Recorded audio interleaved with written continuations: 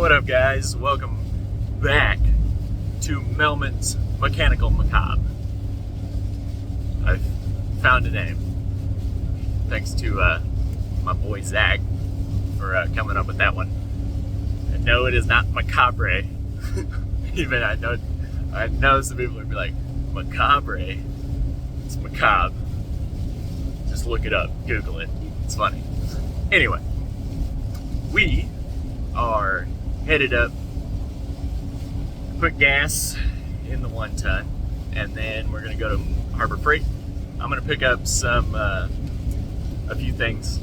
I couldn't think of everything I needed if I wanted to right now, but what I know I'm getting is piston ring filer, feeler gauge, carb rebuild kit, and some thread locker, sealer, whatever you want to call it, for my head bolts, because I'm going to reuse those because they're new. So I'm going up here to do that, and I'll pick back up with you guys after I get everything picked up. Alright, so made it back. Got some, parts, and I've got some valve stems ordered, or valve stem seals anyways. I replace those in the heads whenever Zach brings them to me. And then I also got a carb rebuild kit ordered. Hopefully it's the right one. But we're gonna have to do this the old-fashioned way on the ring filing. And I'm not too excited about it because we have to file all of these rings, and all of them have a gap. So that'll be fun and very time consuming and tedious. But we got AJ, and I reckon we're just gonna get started because it's gonna take forever. So let's I gotta move some stuff. Got all of this crap and I need that.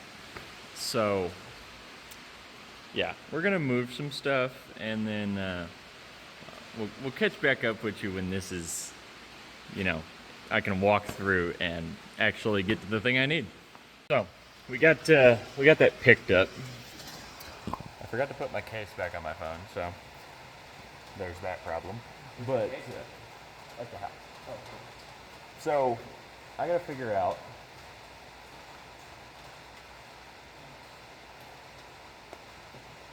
something, because the way to do this normally, I would take it to our engine shop in town to do this, but I don't have the time for that. So I gotta find something that's just big enough to hit this on the press, but also I gotta have it stay just like this. That way it's not, not at an angle, and you can press it out smoothly. So probably gonna find an impact socket. I think you'd be fine using a chrome socket, but impact sockets are just, more durable anyway, so I'm just gonna probably find one that fits it right on the money, hopefully, and we'll get to pressing these things out. So let me find a socket that fits, and then we'll continue. We got it set up. It's not perfect by any means at all.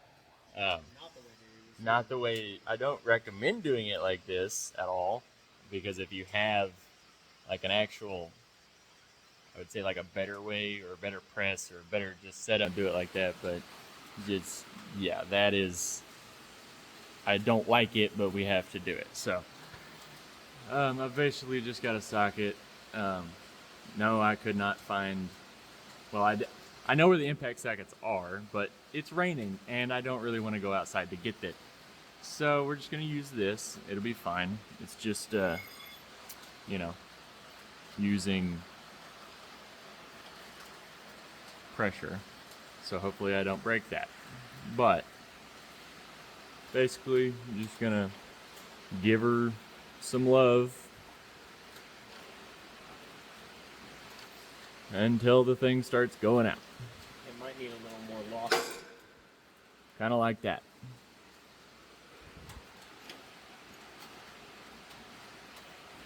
There. Yeah, I'll film.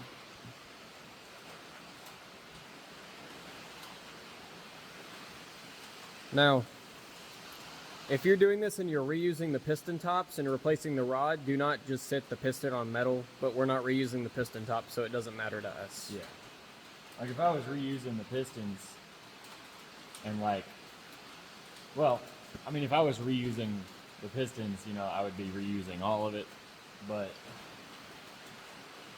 considering that I'm not. I was saying if you still use the piston, but replace the rod or something, put stronger rods in it. Basically, you're just going to keep going until... These wrist pins don't matter, so we're just going to let them fall. Yeah. Just keep going until it comes out.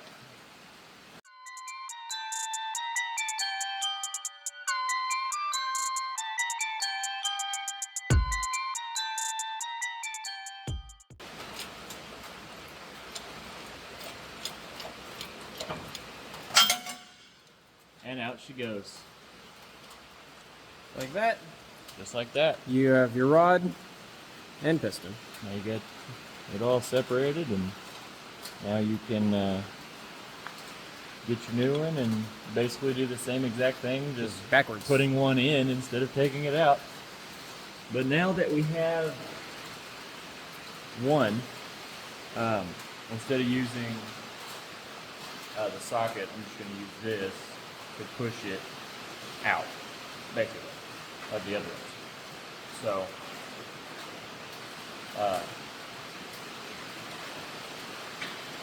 one down and 7 more to go. Oh yeah, so I may have spoken wrong in episode 2, I believe. I said your numbers will match on the side if you can see them. Another way to tell is you'll have grooves right here, and they'll be opposite of each other on the same side. Just in case, you know, maybe your caps or your rods don't have numbers on them to match them up. They should. I don't know about aftermarket if they do or not, but stocks should definitely have them. I know we had number 8. The number was missing off of the rod. Just another way to tell. Don't go too far. Another way to tell is just, you know, we can look at these 2 little grooves and they should be opposite each other on the same side. That's just another way to tell. So figured I'd throw that in there just in case. I may have misspoke, I don't remember. But anyway, so we're going to get going on rod number 2. And then 3, 4, etc. And then I'm anxious about the rings because we're gonna have to do it with a grinder. That'll be fun.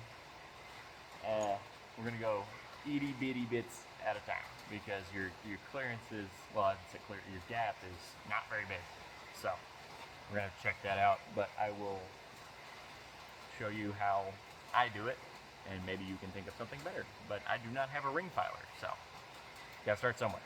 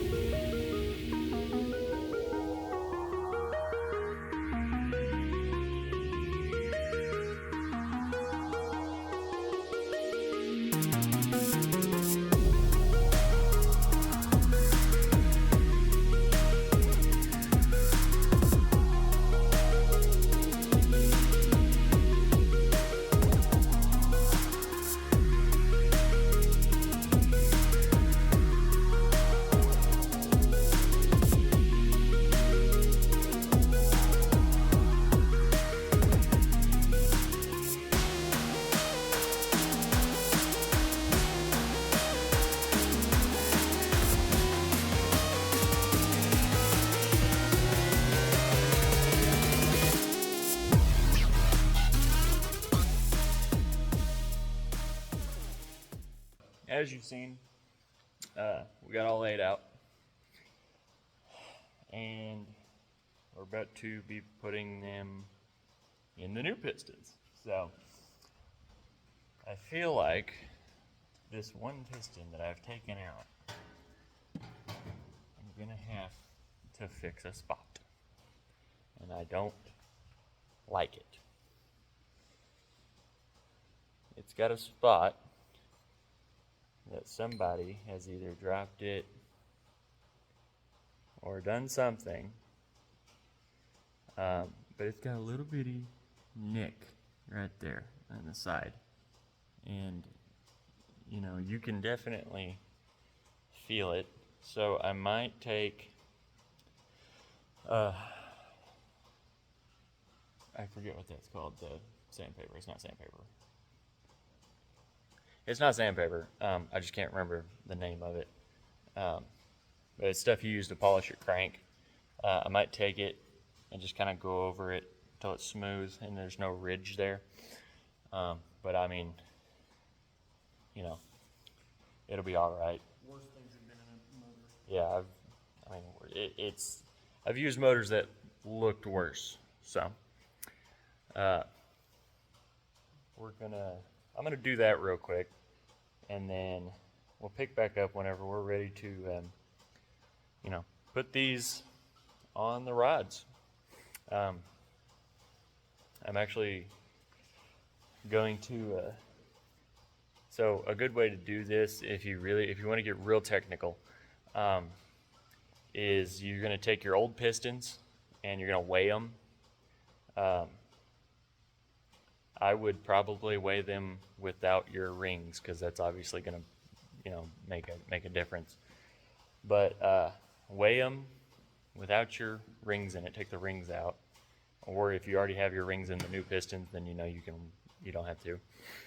But weigh them and try to match them up as close as you can.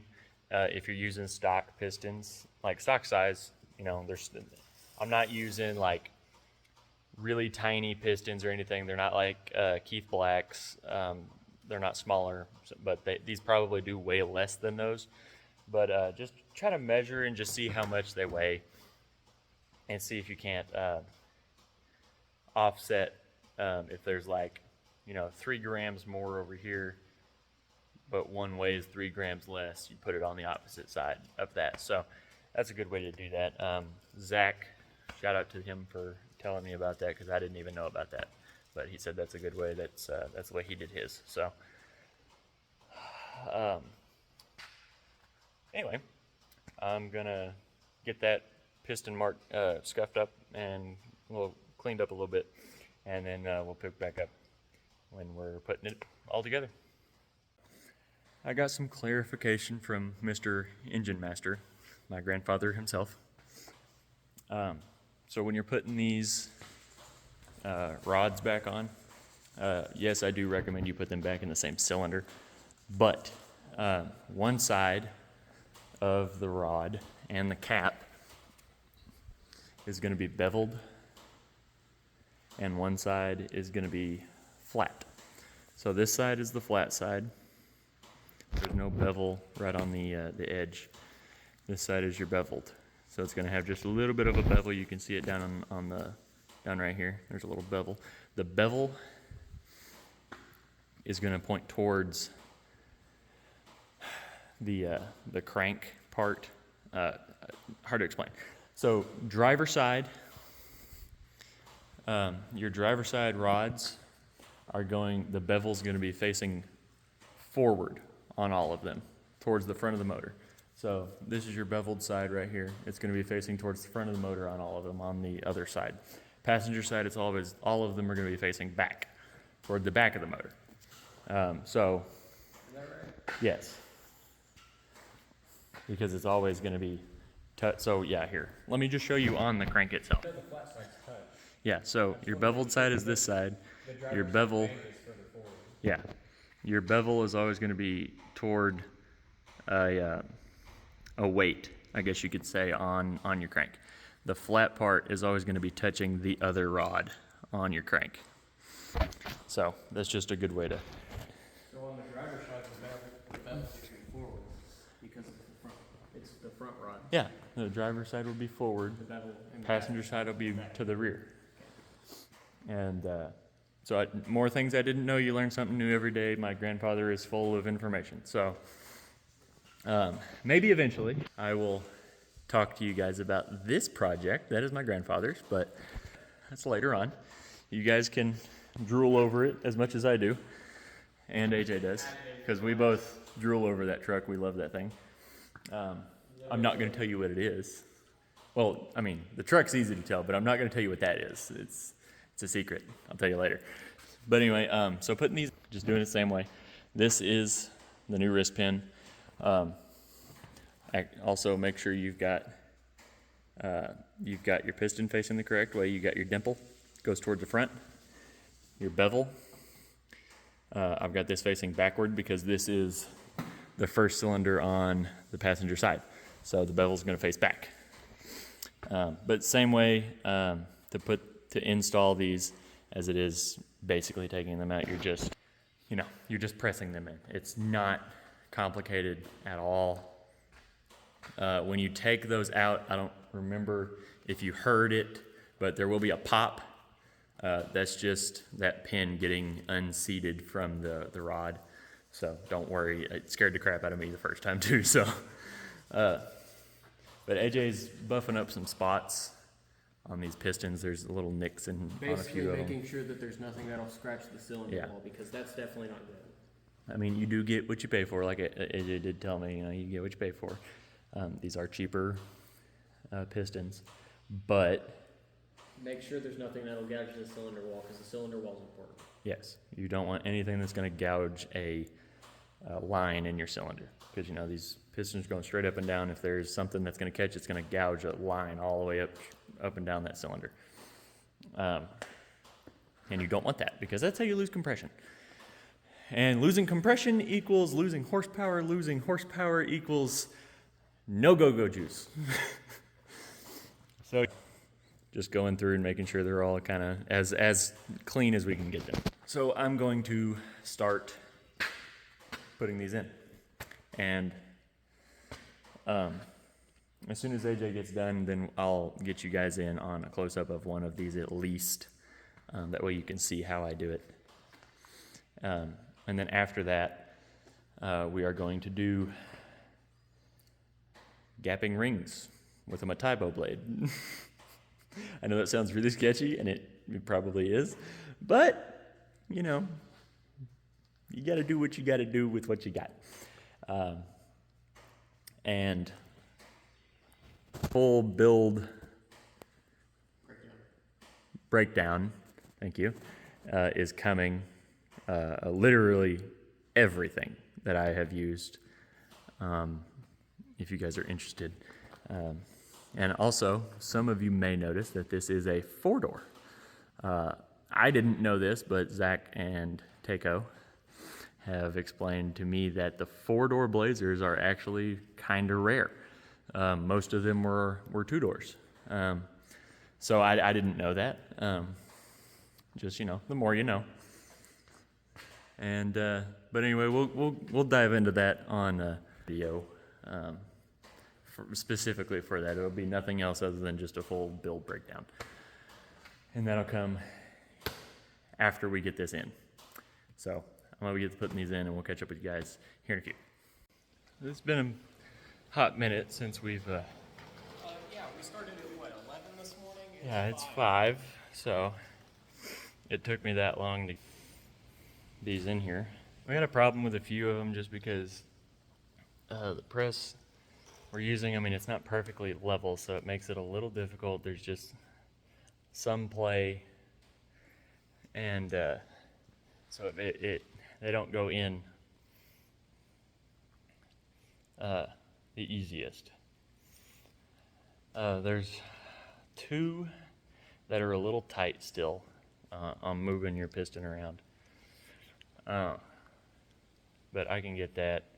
One of them's just a little tight, but it's loose enough that I feel okay with it. But there's one I need to do some work with to get it loosened up, because it should be able to move relatively easily whenever you're moving your pistons around. Yeah, like that one. Yeah, like this one right here. It should be able to move, you know, relatively easily. I've got one that doesn't want to. That one. This one doesn't want to move very easy. So I'll have to do a little bit of work on that one to get it to move a little easier, but shouldn't be too awful bad to fix it. I fixed 2 other ones that were having a hard time and I got them freed up. So I just got the rear main put in. It is the way you want to do this. Hang on just a second. Set that down. So the way you're going to do this is you want this to be kind of offset a little bit to one side. That way your crease isn't equal with your block, because that's just a good way for oil to leak out of it. So you want it a little bit offset. I'll have to do some more with that whenever we actually put the crank in. But got the back new bearing in, nice and shiny. Whenever you do this, you definitely want to wipe down the block where your bearings go, because you don't want any oil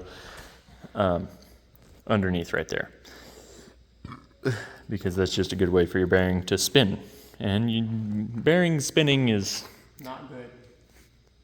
what he said. So anyway, I'm gonna put this other bearing in my cap. AJ, do you mind filming? Oh, thank you. I got you. And same thing goes for your end cap as well. Just you're gonna offset that. It'll be the opposite way of what It'll our be the opposite way of the one you put in on your block. Haven't got to the rings yet. I think I might have Grandpa help me with that one, because I just really don't want to mess that up. And that is something I've never done before, is file rings down, and we don't have a ring filer. Otherwise I would probably do it myself, but considering we don't have one, I'm a little hesitant to do that. But what you are going to want is some feeler gauge. I picked this up at Harbor Freight for like $2.50, like $2. That's how you're going to check your clearances once you get it in. What was I doing? Oh, so You're putting your bearing in your cap. like I said, you're going to want to make sure that everything is oil free And grit free. Yeah, and grit. Yeah, definitely make sure there's no grit or grime or grooves, more so than anything else. But just take Anything that's going gonna to with the paper towels, because they can fray and leave behind some paper towel. And you probably don't want paper towel stuck underneath your bearing, so just make sure there's nothing hanging around after you wipe it down. But these are pretty simple to put in. Just got the little groove. You're gonna match it to that groove. And you're gonna push it down where it's flat, even with each other. And there you have a new bearing. Now, whenever we go to put the crank in, we are gonna, you'll put a simple lube on it.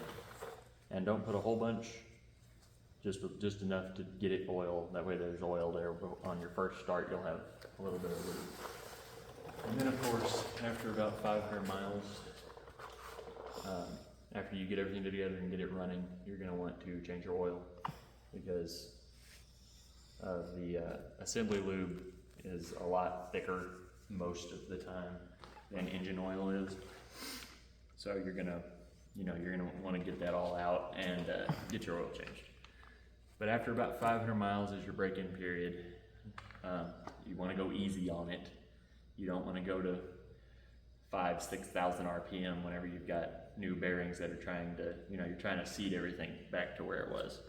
So definitely don't be doing drag racing after you just rebuilt a fresh motor.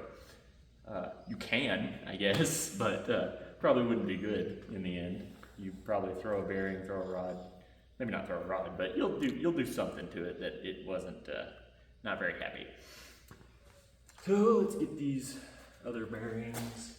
At least I'm gonna put the bearings in the block, and then I mean it is 7 o'clock, so it's probably the last thing I'm gonna do today, and then probably end another video here.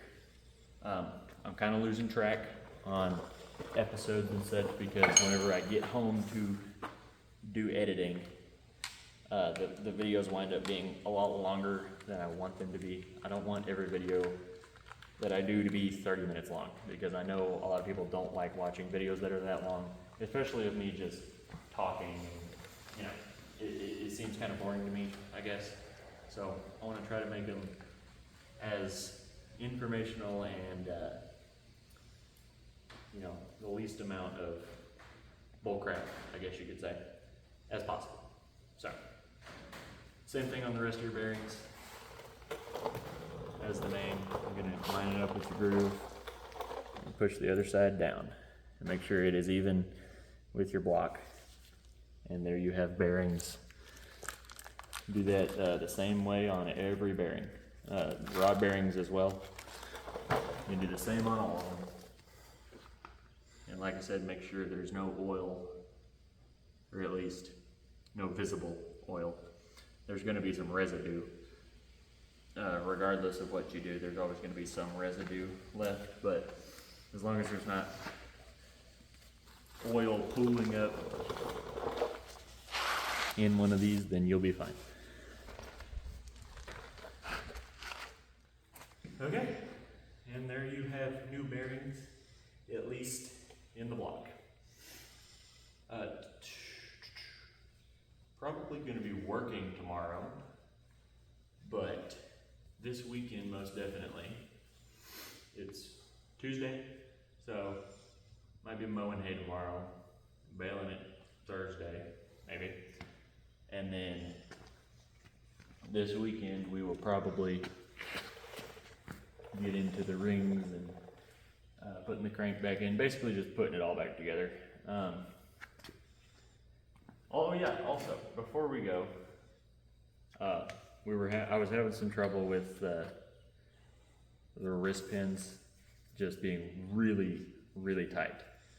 And you might have that issue, you might not. They're not supposed to be. Yeah, they're not supposed to be tight. You do not want these things to be tight because that'll cause a lot of issues and it'll probably knock. So the way I figured out finally, after probably 3 of them being tighter than I would like, you know, they should be able to move. If you move, you shouldn't have to try very hard to move these. Make sure I got this right. But the way I figured it out is, if it is tight, push your wrist pin back out, take it back out, take some emery cloth and just kind of smooth it up a little bit, and you'll be able to see once you take your pin back out and get it out of the rod. Just take your pin and try to push it through one side of the piston without the rod in it, obviously, and you'll see where it catches. And just take some emery cloth and just sand that down, get it smooth, and then whenever you can finally freely move that pin back and forth with just a little bit of resistance, then put it back in, and every time it has been just perfect after we get the rods in, because the thing that keeps these in is the rod itself. So that's how you do press fit rings, or press fit wrist pins. Yeah, that's how that works. Yeah, we forgot to film that process, but it got a lot more difficult than we wanted it to. Yeah, it did get a lot more difficult than I wanted it to, so I was really focused on trying to fix that problem. But I've got all of these nice and loose. That way they will work when we put it in. But that's going to do it for this episode, whatever episode this ends up being in.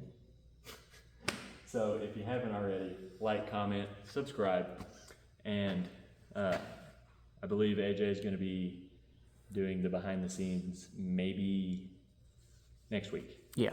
So we're in the 9th. So he might have his out next week sometime like 13, 14, somewhere around there. Wednesday. Wednesday. The channel So- uploads every Wednesday at 1 o'clock.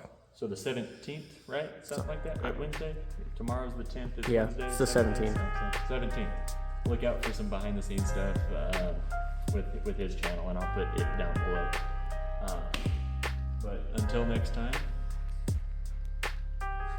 y'all go do some burnouts.